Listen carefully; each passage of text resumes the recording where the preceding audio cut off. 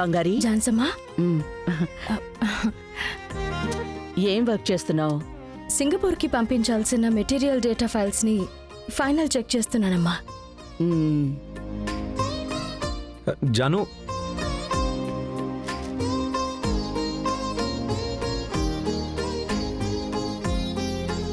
చెప్పు రవి. ఏం లేదులే జాను, నేను తర్వాత మాట్లాడతాను.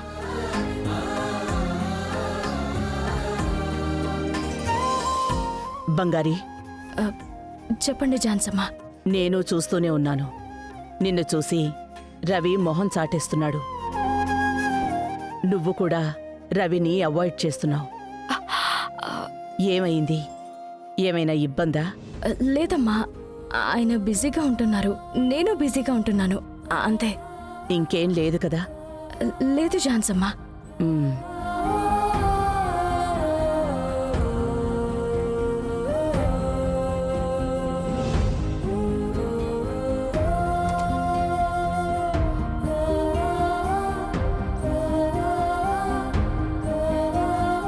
ఏంటిది? నిన్నటి వరకు అన్ని చోట్లకి ఇద్దరూ కలిసే వెళ్లేవాళ్ళు, ఒకరినొకరు వదలకుండా పొగుడుకుంటూ ఉండేవాళ్ళు.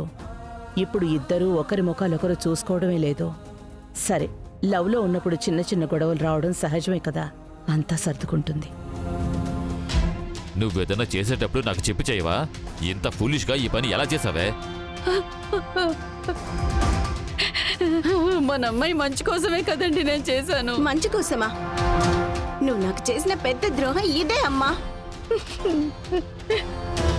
ఇక మీద పొరపాటున కూడా బావ నా వైపు కూడా చూడడు. ఏంటి అమృత నువ్వు? ఇలాంటివి నేను చేయలేక నా బంగారాన్ని వదిలేసాను అనుకుంటున్నావు?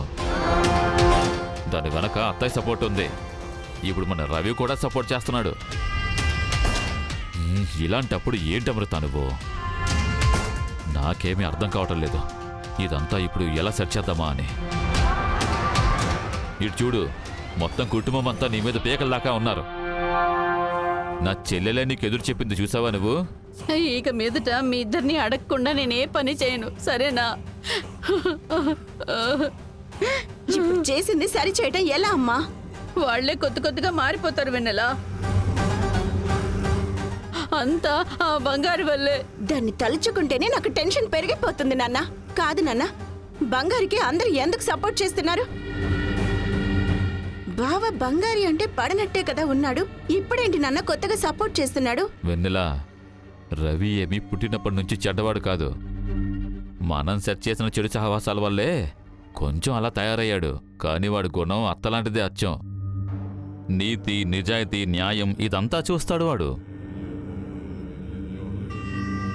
ఇప్పుడు కొద్ది రోజులుగా ఆ సహవాసం నుంచి దూరంగా ఉంటున్నాడు కదా, అందుకే టక్కున మంచివాడిగా మారిపోయాడు. అందుకనే ఇప్పుడు బంగారికి ఫేవర్గా మాట్లాడుతున్నాడు. నాన్న, నాకు బావ కావాలి. నాకు బావతోటే పెళ్లి జరగాలి నాన్న. దానికి మీరేం చేయాలో అది మాత్రం చేయండి. ఊరికే జరిగిన దానికి ఏదో ఒక కారణం చెప్పి తల ఆడించుకుంటూ పోకండి. ఈ పెళ్లి జరగడం అనేది నీకంటే కూడా నాకే ముఖ్యం. నువ్వు ధైర్యంగా ఉండు, నేను వదిలిపెట్టను. నేను చెప్పినట్టు మాత్రం నువ్వు చెయ్యి.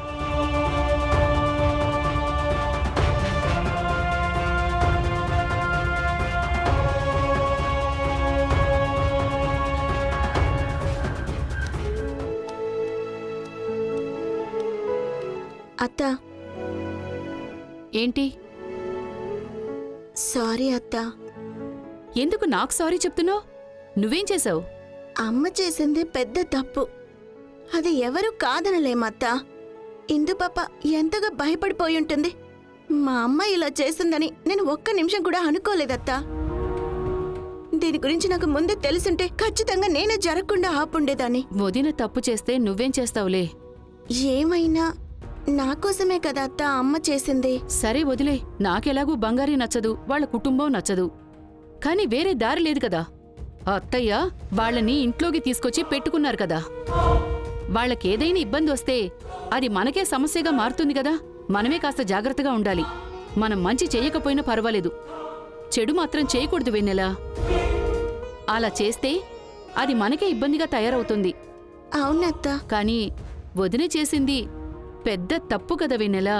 అత్త, అమ్మ ఈ పని చేసింది మాత్రమే అందరూ చూస్తున్నారు, కానీ ఎందుకు ఇలా చేసింది అని ఎవరూ చూడటం లేదు. వెన్నెలా, ఏడవకమ్మా. అత్త, నేను బావని ఎంత లవ్ చేస్తున్నానో తెలుసా? బావ మీద నేను ప్రాణాలు పెట్టుకొని ఉన్నాను.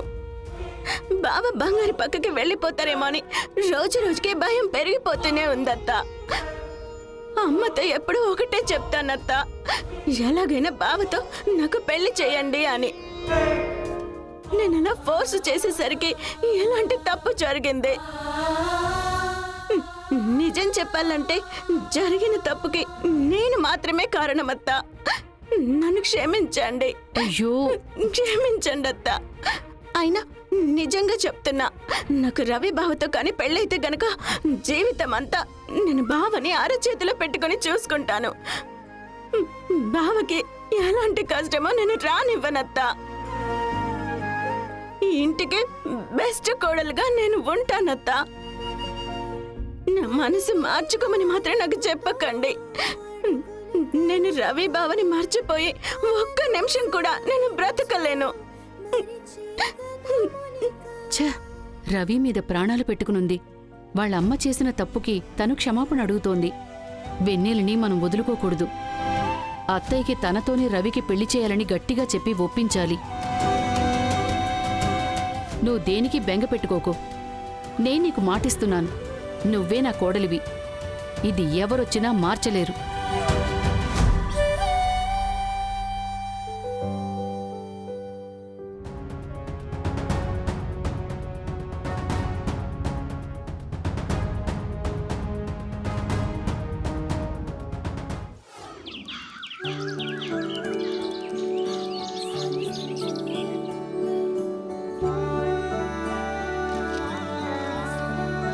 అమ్మా, కాఫీ.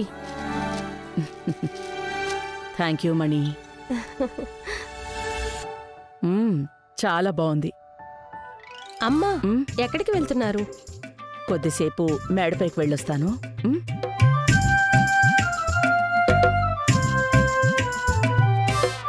మణమ్మా, ఒక కాఫీ.